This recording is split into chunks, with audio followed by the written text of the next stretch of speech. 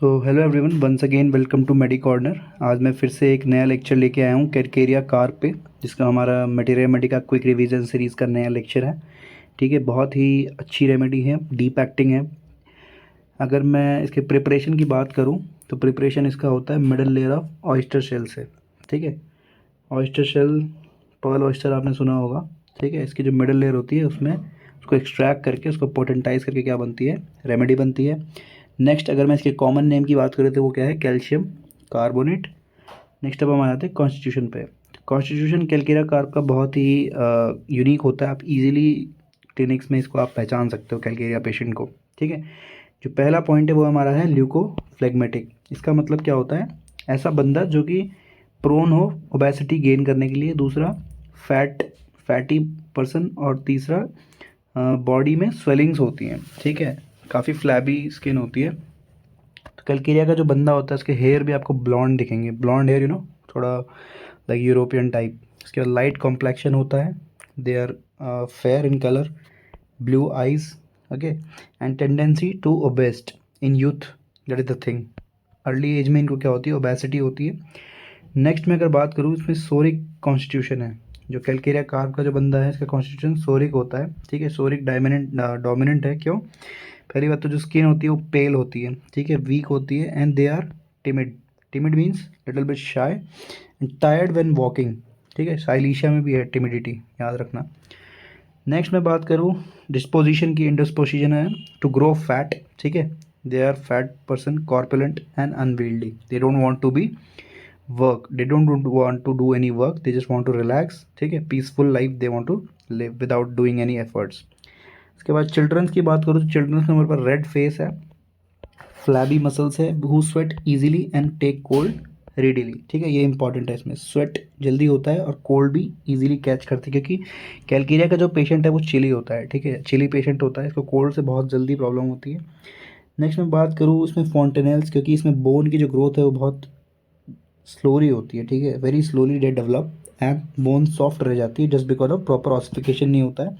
इसी वजह से सूचर्स जो होते हैं, फॉन्टेनेल्स होते हैं, वो ओपन रह जाते हैं। ठीक है, लार्ज हेड हो जाता है due to open sutures, and abdomen is like pot bellied. Okay, next मैं बात करूँ गर्ल्स की कैलकेरिया के कॉन्स्टिट्यूशन में, तो flashy, plethoric and grow too rapidly.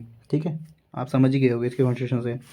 जो लास्ट है वो है हमारा है डिलेड डेंटिशन, इंपॉर्टेंट पॉइंट है। ठीक है, टीथ ग्रोइंग डिले होता है। दूसरी बात, हेड स्वेट एंड ओपन फॉन्टेनेल्स। ठीक है, अब इसकी जो स्वेटिंग होती है ना, ये ज़्यादा आपको हेड में, स्कैल्प में, नेक में इधर दिखेगी। आगे हम देखेंगे नेक्स्ट।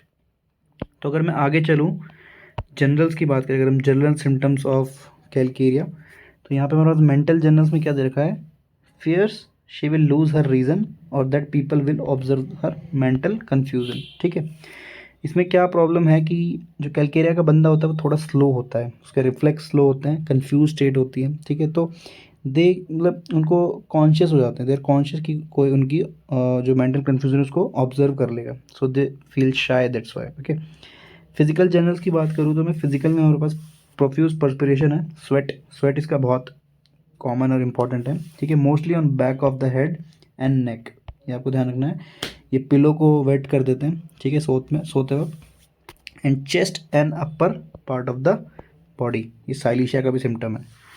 उसके बाद ड्यूरिंग ईदर सिकनेस और कॉन्वलेसेंस, ग्रेट लॉन्गिंग फॉर एग्स। ठीक है, क्रेविंग, इसका डिज़ायर है एग्स। ठीक है, क्रेव्स इनडाइजेस्टेबल थिंग्स। ठीक है, जैसे चॉक हो गया या कुछ ऐसी चीज़ें इनको खाना पसंद है। मीट से एवर्शन होता है और मिल्क से एवर्शन होता है कैलकेरिया को। ठीक है, दे वांट एग्स। डिजीजेस की बात करूं तो अराइजिंग फ्रॉम डिफेक्टिव असिमिलेशन। ठीक है, अब देखो बंदे का जो लाइफस्टाइल होता है बहुत ही ज़्यादा फिजिकल करता नहीं है बंदा। ठीक है, तो इसकी वजह से इसमें क्या होता है, डाइजेशन में प्रॉब्लम होती है, और मेनली एब्जॉर्प्शन स्लो हो जाता है, जस्ट बिकॉज सर्कुलेशन थोड़ा स्लो होता है, तो बंदा एनीमिक भी दिखता है। इम्परफेक्ट ऑसिफिकेशन, अच्छे से नहीं होता ऑसिफिकेशन, इसीलिए क्या होता है, डिलेड वॉकिंग और स्टैंड, डिलेड डेंटिशन, जो माइलस्टोन्स है वो डिले हो जाते हैं। ठीक है, नेक्स्ट इसका जो स्वेट होता है वो सप्रेस्ड स्वेट में इसको प्रॉब्लम्स होती हैं। ठीक है, अगर सप्रेस स्वेट करते हैं। Longing for fresh air when in A room and which inspires benefits strengthens. Okay, fresh air इसको पसंद होता है और इस वजह से ही क्या करता है, बाहर भी जाता है, कुछ मतलब चीज़ें एक्टिविटीज़ भी करता है। कोल्डनेस की अगर मैं बात करूँ तो इसमें सिंगल पार्ट कोल्डनेस, जैसे हेड हो गया, स्टमक हो गया, एब्डोमेन हो गया, फीट हो गया, लेग्स हो गया, ठीक है। सिंगल पार्ट ऑफ कोल्डनेस होती है, मतलब या तो हेड में है या स्टमक में है या तो एब्डोमेन में या लेग्स में, इस तरह से। Aversion to cold open air goes right through her, sensitive to cold and damp air, okay, and great liability to take cold, opposite of sulfur, ठीक है। Sulphur is very resistant to take cold, hot patient भी होता है। उसी के just opposite जो हमारा Calcarea carp है वो क्या होता है, चिली पेशेंट होता है, and it has the great tendency to take cold, it is very important, ठीक है। कोल्डनेस ऑफ जनरल पार्ट्स और सिंगल पार्ट्स होता है, ठीक है। काली बाइक्रोमिकम में भी ऐसा। स्वेट अगर मैं देखूं तो देखो, अब जैसे कोल्डनेस है वैसे ही स्वेट भी है, क्योंकि जहाँ जहाँ पे स्वेट होगा वहाँ पे फिर कोल्डनेस भी आएगी ड्यू टू एवेपोरेशन। तो सिंगल पार्ट्स की कोल्डनेस होती है, हेड हो गया, स्कैल्प हो गया, cold nape of neck, chest, axillae, sexual organs, hands, knees, feet etcetera, okay. उसके बाद अगर हम देखें तो इसमें यूरेमिक और other diseases brought on by standing on cold damp pavements और working while standing in cold water, modellers और वर्कर्स इन कोल्ड क्ले। मतलब इसको प्रॉब्लम होती है यूरिन से रिलेटेड प्रॉब्लम, ओके, या फिर किडनी रिलेटेड प्रॉब्लम, जब भी ये कहीं ठंडी जगह पे काम करता है या खड़ा रहता है, मतलब कोल्ड से एग्रेवेशन है, इसको कोल्ड से कंडीशन अराइज होती है मेनली, क्योंकि चिली पेशेंट है, पता है, कहीं भी ठंडी जगह खड़ा होगा, डैम्प वेदर में, कोल्ड वाटर में, ठीक है, मॉडलर्स ये सब, तो उस वजह से। And desire to be magnetised, ये वेरी PQRS सिम्टम है, ठीक है। फॉस्फोरस का भी होता है इसमें, like they are manipulated easily, okay. Curvature of bones, obviously obese बंदा है तो कर्वेचर में कुछ इशू होगा, specially spine and long bones, ठीक है। Extremities crooked, deformed bones, irregularly developed, मैंने बताया था, डिलेड होता है, बोन स्लोली डेवलप होता है। नेक्स्ट इसमें है हेड। हेड में है स्वेटिंग, जो कि प्रोफ्यूज है और इम्पॉर्टेंट भी है। हेड में जो इसके है स्वेटिंग है, ठीक है, प्रोफ्यूज है while sleeping, okay, waiting the pillow far around, ये इंपॉर्टेंट सिम्टम है, साइलिशिया में भी होता है, ठीक है। गेस्ट्रोइंटेस्टाइनल सिस्टम की बात करें तो GIT में अब देखो, सेडेंट्री थोड़ा लाइफस्टाइल इसको पसंद होता है, प्लेथोरिक है तो एसिडिटी होगी डाइजेस्टिव ट्रैक्ट में ऑब्वियसली, सोर इरेक्टेशन, ठीक है, sour vomiting, sour stool and sour odour of the whole body. Obviously जब देखो इंडाइजेशन होता है, गट में कोई इशू होता है, प्रॉपर असिमिलेशन नहीं हो रहा है तो सोरनेस आती है, ठीक है, चाहे वो इरेक्टेशन हो, वॉमिटिंग हो, सोर स्टूल हो, सोर ऑर्डर हो। 4S से याद रखना कैलकेरिया कार्प को, 4S, सोर eructation, sour vomiting, sour stool and sour order. उसके बाद अगर पिट ऑफ द स्टमक की बात करूँ तो सोलन होता है, like an inverted saucer and painful to pressure, pressure से इसको पेन होता है। Stool has to be remove mechanically, ये सारे आपको रेमेडीज़ पता होनी चाहिए, silicea, sepia, selenium, aloes, calcarea carb, इन सब में क्या होता है, मैकेनिकली स्टूल को रिमूव करना पड़ता है, कॉन्स्टिपेशन होता है, ठीक है। Feels better in every way when constipated, normally इसको कॉन्स्टिपेशन पसंद है, ठीक है, कॉन्स्टिपेशन है तो इसको बेटर लगता है, लेकिन स्टूल जो है वो मैकेनिकली रिमूव करना पड़ता है, ओके।